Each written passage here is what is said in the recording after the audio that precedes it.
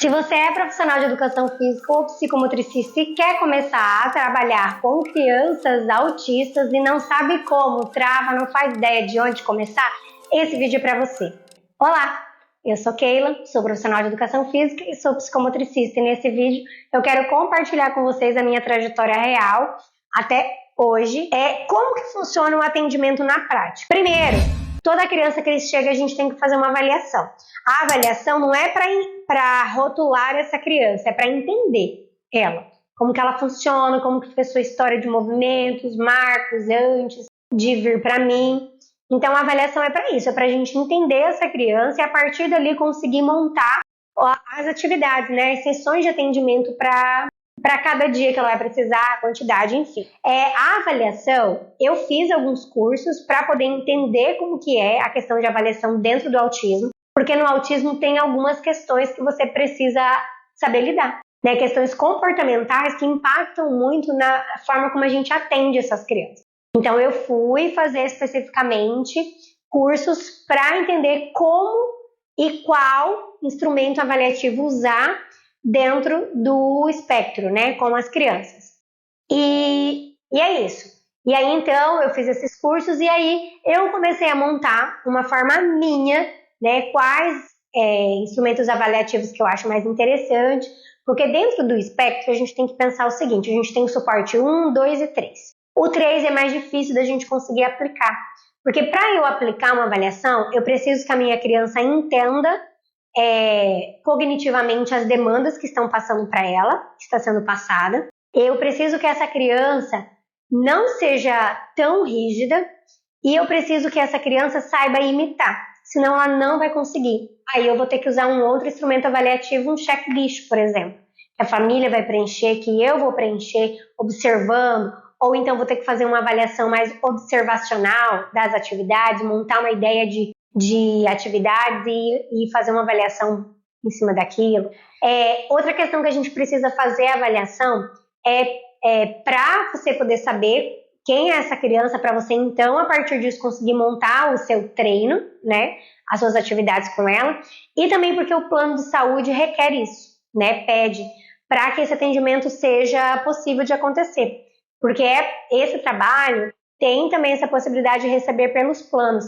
Então, você tem que fazer uma avaliação, mandar para o plano e provar que a criança precisa daquela quantidade ali dentro da sua avaliação. Já eu explico mais para frente como funciona essa questão de plano. Então, entenderam essa ideia de avaliação? E aí, dentro do atendimento, como que funciona a sessão? A duração média. Então, nos cursos que eu fiz, sempre falam de ter 60, 50 minutos. Mas na minha realidade não funcionou muito isso, por conta da hipotonia muscular que é muito presente dentro do autismo.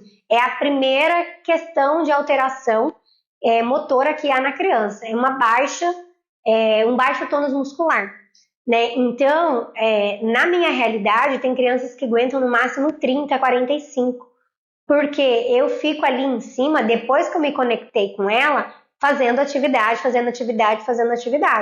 né? Dentro da minha realidade, da minha conduta, deu para sequenciar bem atividades, né? Então tem crianças que não suportam, eles não aguentam, né? Então ali deu 45, 30 minutos. Vai depender muito da idade da criança, do nível de suporte dela, das características dela, para ver essa questão, né? Mas nos cursos eu escuto falar 60, 50, mas assim, olha, acho muito difícil, viu? A pessoa conseguir fazer a estimulação motora o tempo todo tendo a questão da hipotonia, ainda mais quando você pega uma criança que é muito hipotônica.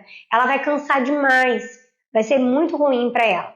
Outra coisa que a gente tem que pensar dentro da sessão, a importância do vínculo. Então você não queira começar aplicando atividade, primeiro vincula, conquista essa criança. Você tem que ser o melhor amigo, o melhor companheiro de brincadeira dela.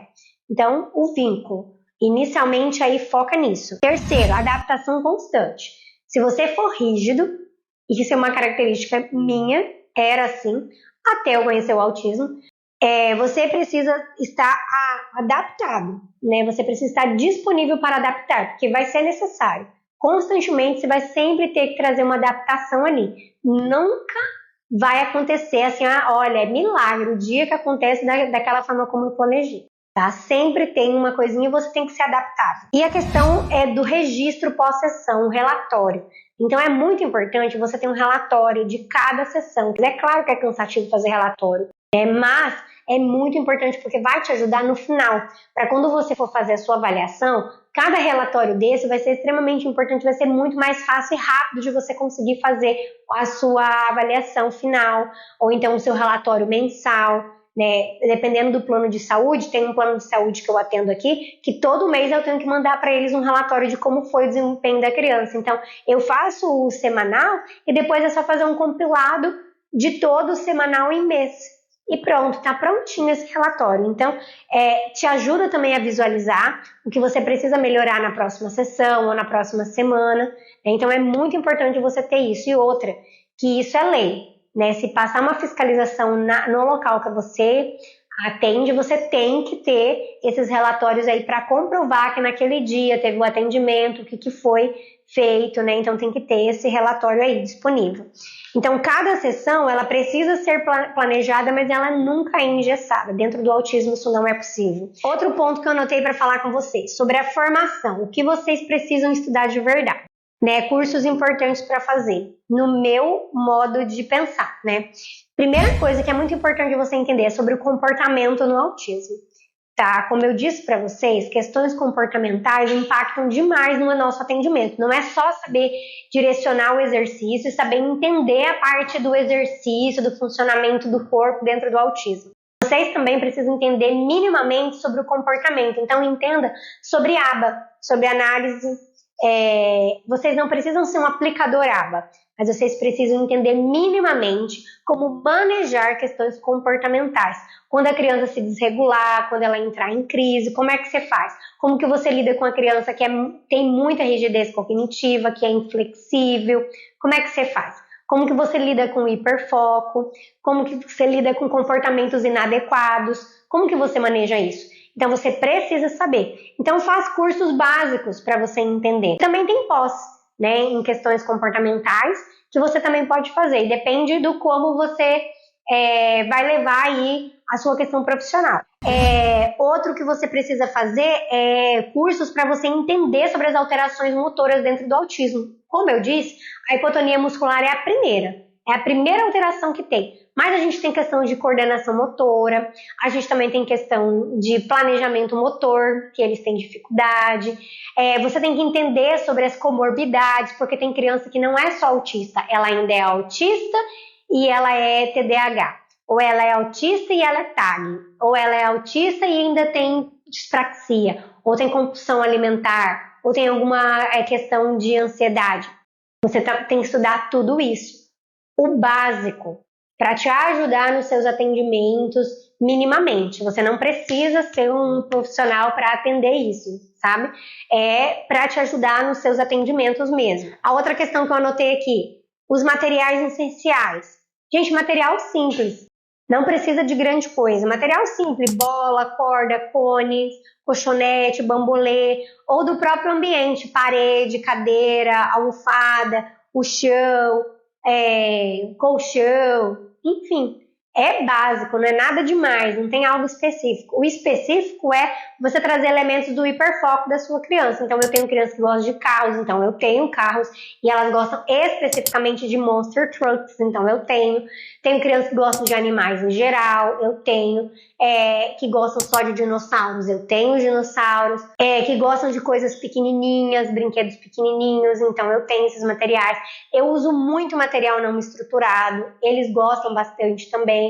É isso, assim, conforme você vai atendendo, você vai vendo a sua necessidade, sabe? Lá na onde eu atendo, ela tem algumas coisas prontas, então ela fez uma parede de escalada com uma escada horizontal, sabe aquelas escadas que tinha nos parquinhos antigamente, que ficava pendurada? Então uma dessa tem lá. Mas eu preciso de um espaço mais livre, então é legal você pensar num espaço mais livre para você poder preparar ali coisas. Enfim, a atividade que você vai fazer é bom você ter espaço. Assim, vai pensando conforme a necessidade, né? Não é o material que vai fazer o atendimento, é o seu olhar clínico. Você tem que treinar o seu olhar clínico e aí qualquer coisa ou zero materiais, você vai ser bom do mesmo jeito. Outro ponto que eu anotei aqui, onde atender? algumas opções que eu pensei, conforme a minha realidade. Quando eu comecei a atender na casa da criança, na piscina da criança. Então tem essa opção. Você pode começar atendendo na casa da criança.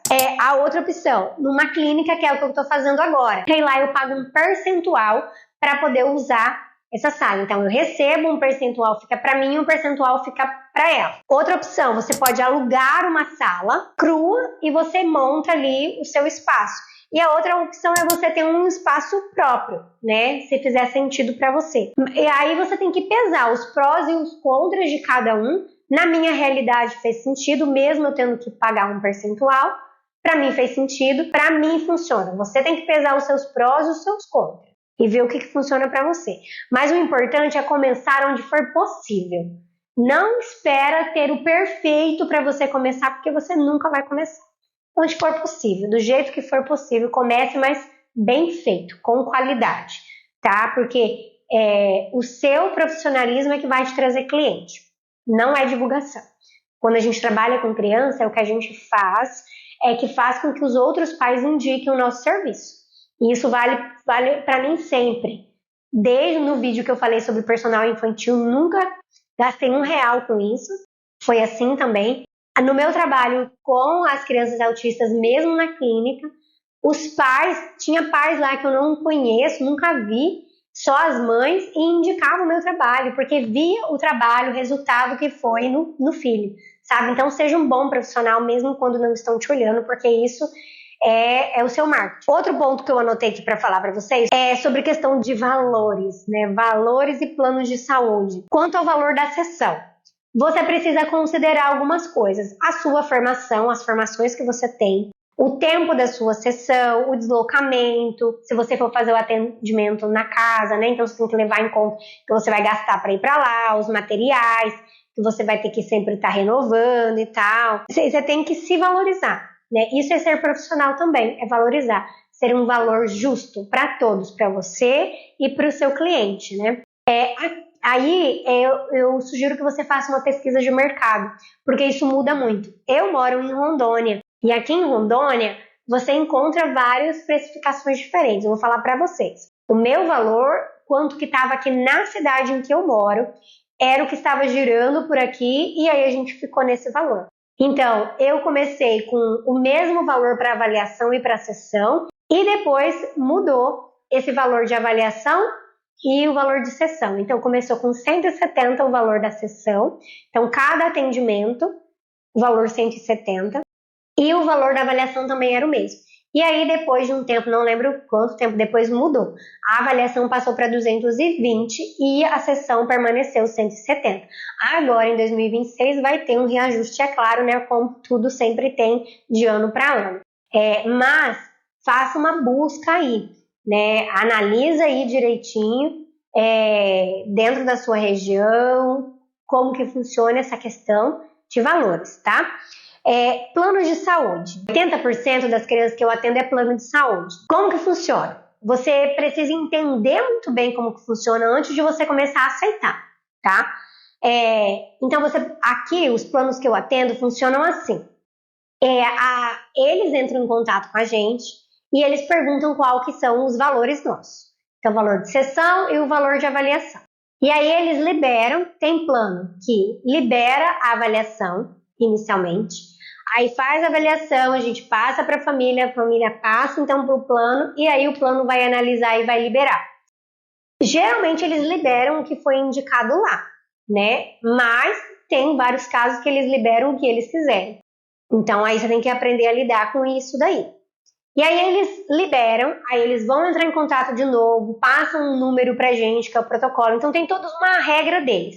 Tem uma ficha que a gente tem que preencher, tem um plano que pede para mandar relatório todo mês, aí você vai mandar a nota fiscal, então eu sou empresa, eu tenho um CNPJ, todos os planos entram em contato comigo, as famílias entram em contato comigo, então fazem tudo comigo. Então aí eu preencho tudo que eu tenho que preencher e mando sempre tudo por e-mail, escaneado para eles.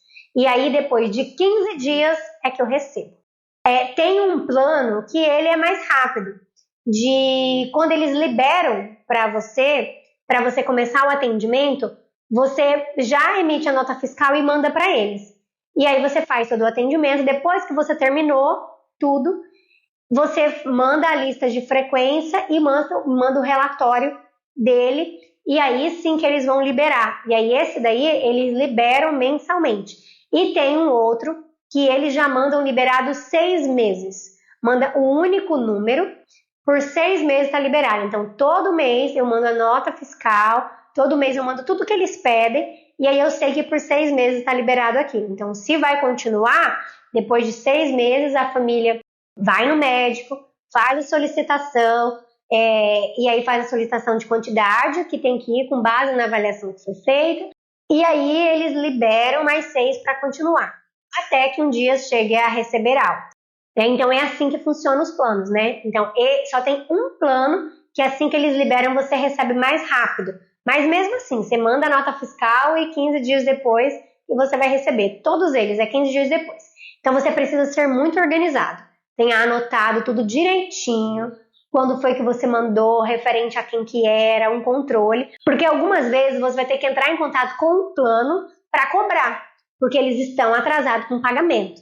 Né? Então, comigo só aconteceu uma vez, graças a Deus, que eles me enrolaram, acho que foi 1 mês, e pagaram atrasado. Tem os seus prós e os seus contras aí, você precisa saber antes de aceitar ou não o plano. Mas é assim que funciona, né? Então precisa sempre ter um bom profissionalismo, uma boa comunicação para resolver o mais rápido possível, né? Porque a gente trabalha também esperando receber, né? E a última coisa que eu anotei, nessa trajetória, algumas coisas você pode sentir. Você pode não se sentir pronto e tá tudo bem, isso é normal. Até hoje, cada caso novo que aparece, eu vejo, nossa, eu sou incapaz para isso. É normal e é ótimo, porque a gente não fica se sentindo o último pacote, a última bolacha do pacote, né? Eu não acho isso legal. Eu acho que a gente sempre é ensinado, a gente sempre tá pronto a aprender coisas. E se você se sentir assim, tá tudo certo. Você é um ser humano, faz parte. Só não deixa que isso tome a sua cabeça. Bola pra cima e bora lá, bora aprender. Outra coisa que pode acontecer, você vai errar. E tá tudo bem. Corrige e não erra mais naquilo e segue em frente. Você vai precisar ajustar. Entenda isso, autismo, você tem que ajustar as coisas, não dá para ser sempre rígido, né? Rigidez é eles que têm, não você. Vai aprender com cada criança você vai ajudar, mas cada uma delas vai te ensinar um caminhão de coisas, e isso é maravilhoso. Você precisa ter um vínculo com a família, é tão importante quanto a criança, então sempre esteja em contato com a família, conversando como que tá as coisas lá, porque isso também impacta como que tá a questão de alimentação, como que tá a questão de vitaminas, porque isso impacta também na qualidade, na disposição da criança, né? É importante você ter essa troca com a família, trazer mais próximo, né? Então, dentro do horário de atendimento ali, coloca um tempinho ali para você conversar com a família e dar um feedback para eles. É muito legal isso. Eles precisam saber como que está sendo as coisas, da onde que começou e para onde que está indo. E supervisão e troca com outros profissionais ajuda muito. Troca experiência com o outro, não acho que você é o máximo não, porque não é, nós não somos, né? Nós estamos sempre aprendendo. E errar também é aprendizado, né? Então não se limite a isso. Então era isso que eu queria compartilhar com vocês da minha jornada. Eu espero que a minha jornada inspire vocês a começar e vá, gente, porque dentro do autismo a gente precisa de mais profissionais da área motora para a gente impactar o máximo de crianças que a gente conseguir, auxiliar elas, principalmente nessa questão de hipotonia. Deixe seu like se você gostou desse conteúdo, já pensou em um colega de profissão que precisa também ouvir? Então compartilha com ele e eu te aguardo no próximo vídeo do meu canal. Me segue também, aqui eu sempre compartilho sobre questões de desenvolvimento infantil e eu trago também sobre assuntos do autismo, então se você quiser seguir-me como um canal para estudos, também penso que eu vou poder compartilhar bastante e te auxiliar mais. Então eu te aguardo no próximo vídeo do meu canal. Tchau!